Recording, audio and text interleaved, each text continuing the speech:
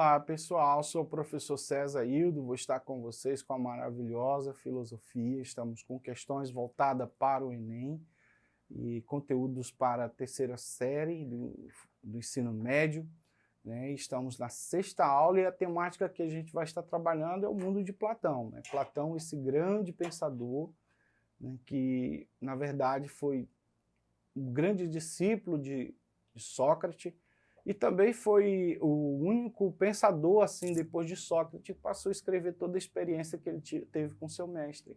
Ele foi um grande crítico, um grande estudioso de toda a mitologia, de toda a contextualização que ele vivia na época dele, né, na Grécia Antiga.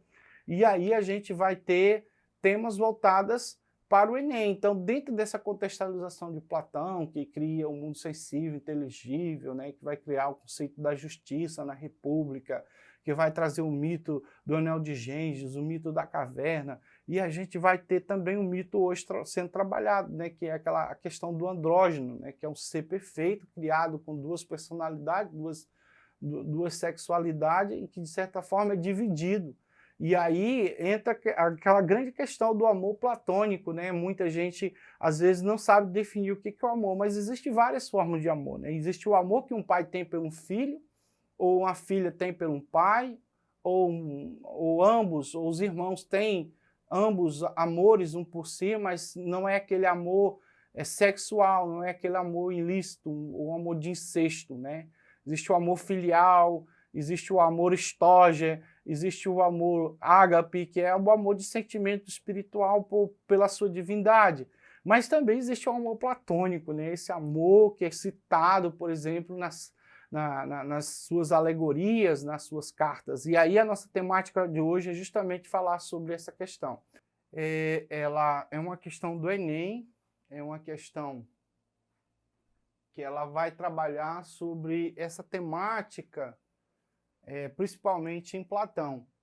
E aí a gente começa em Platão, porque Platão foi um divisor de águas juntamente com Sócrates. É claro que existem questões voltadas para a teoria do conhecimento em Parmênides, em Heráclito, mas eu gostaria de compartilhar com vocês essa temática. Então diz assim: logo desde o nascimento, tanto os homens quanto os animais têm o poder de captar as impressões que atingem a alma por intermédio do corpo, porém relaciona com a essência e considera a sua utilidade. E que só com tempo, trabalho e estudo consegue os raros a quem é dada semelhante faculdade.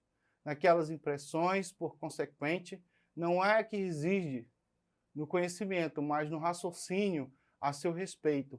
É o único caminho, ao que parece, para atingir a essência e a verdade. De outra forma, é impossível. Platão, Teeteto, tradução de Carlos Alberto Nunes, Belém, Universidade Federal do Pará, com base no texto e no conhecimento sobre a teoria do conhecimento de Platão, considere as afirmativas a seguir. Primeiro, o homem é animal.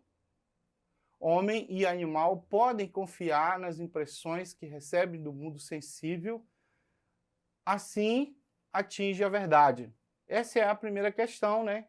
A segunda vai dizer: as impressões são comuns a homens e animais, mas apenas os homens têm a capacidade de formar a partir dela o conhecimento.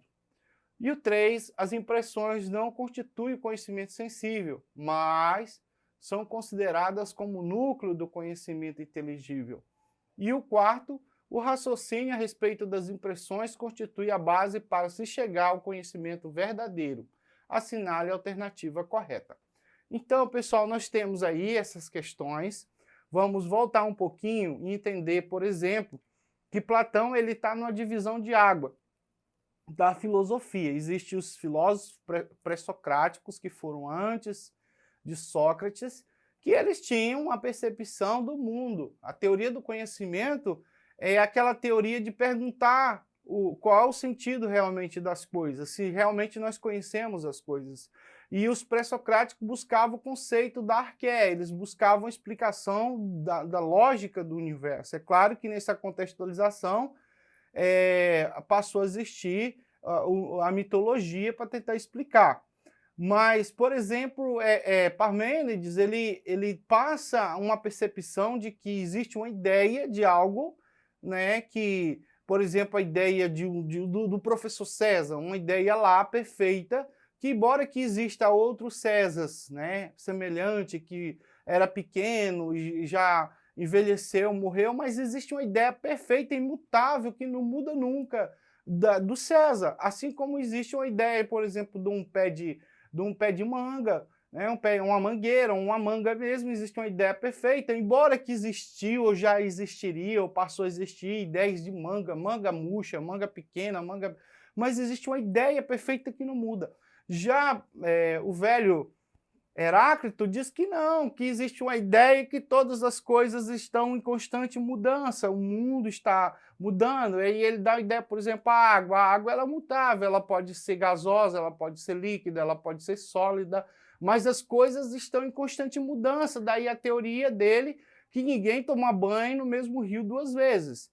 E aí a gente vê dois contextos chegam na cabeça de Platão, e aí ele vai criar, é claro, uma ideia, né? Uma ideia de tudo isso, né? De toda essa metafísica, de todo esse mundo que chega até ele, essas informações, vai filtrar e ele vai criar o mundo das ideias, né? E o mundo sensível, ou seja, existe a ideia do César que está perfeito, que está no mundo inteligível, que não muda, e existe uma ideia deformada do César, ou seja, o César está aqui, mas o César um dia foi criança, vai se transformando graças à situação do universo, e eu vou envelhecer e vou morrer, né? Mas existe uma ideia perfeita. Daí, mais tarde, essa mesma ideia do inteligível e do sensível vai ser colhida por Agostinho de Hipona, e ele vai criar um mundo da cidade de Deus, que é uma cidade perfeita, que não muda, e a cidade dos homens, que é totalmente corruptível.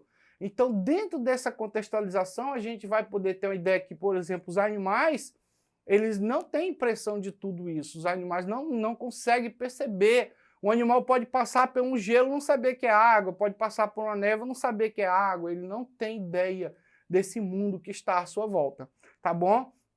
Então, a nossa questão é, diante de tal situação, o homem e os animais podem confiar nas impressões que recebem do mundo sensível assim atingir a verdade? Não, que os animais eles não recebem informação do mundo sensível. Eles podem agir por impulso ou ter outras sensações, mas eles não podem raciocinar a respeito daquilo que é das cores, do que é doce, do que é salgado, eles não sabem definir isso. Então, nós ficaríamos apenas com a alternativa B, que ela diz justamente a segunda questão e a quarta questão. As impressões são comuns a homens e animais, mas apenas os homens têm a capacidade de formar a partir dela o conhecimento. E no quarto ele vai dizer o raciocínio a respeito das impressões constitui a base para se chegar ao conhecimento verdadeiro.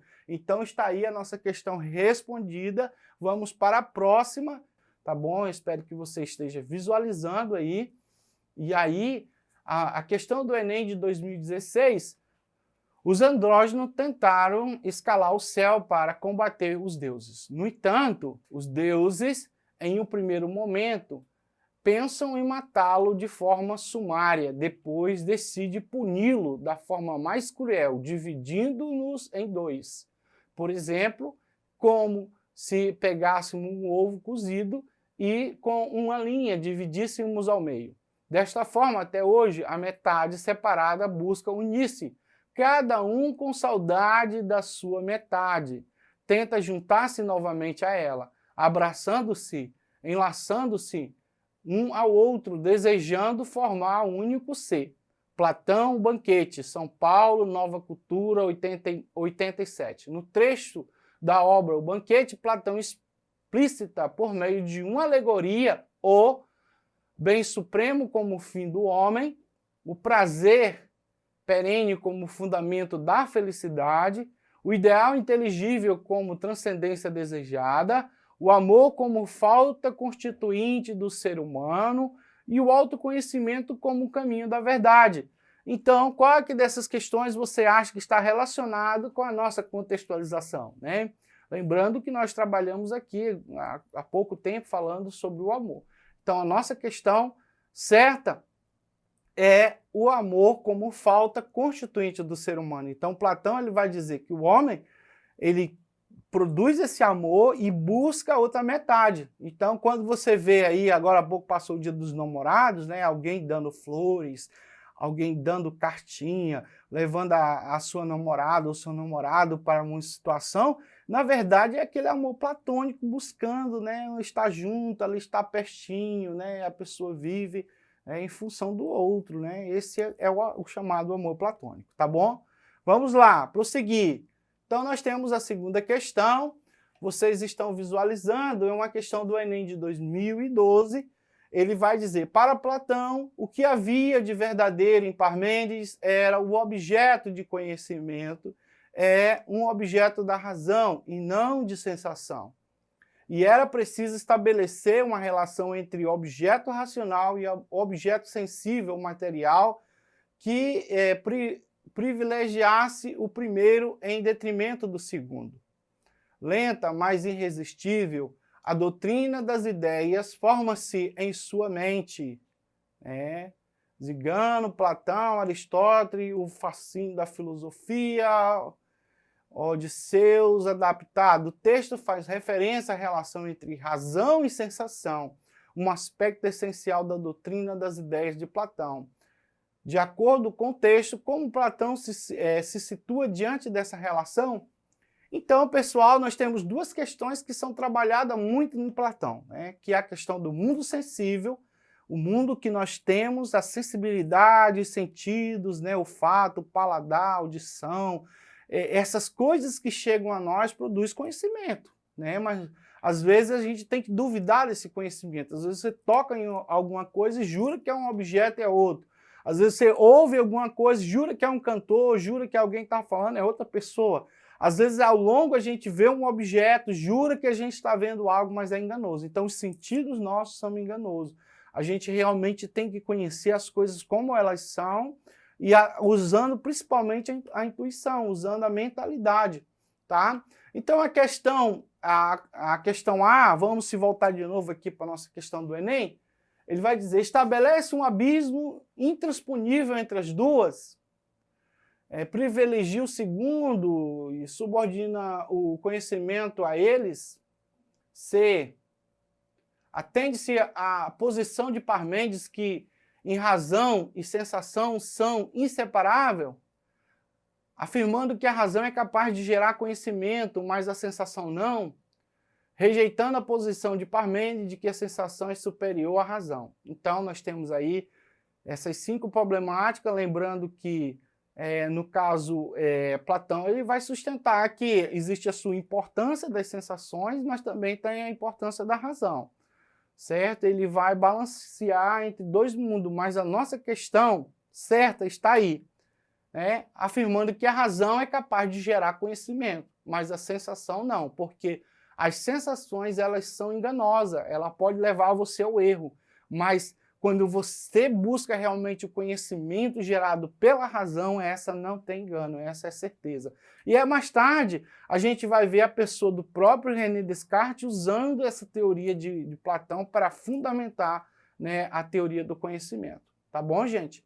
Então, professor César vai ficar aqui, você pode estar visualizando também a nossa fonte, da onde a gente tirou essas informações, você pode estar usando para suas pesquisas, para você estar se preparando para o Enem, tá? O professor César fica por aqui, acesse a plataforma Eduque, também vá lá no YouTube, acesse o webaulas, ead.ce, selecione todas as aulas de filosofia, procure assistir elas, fazer anotações, fazer um plano de curso para você se preparar melhor para o Enem, tá bom? Um grande abraço e um tchau.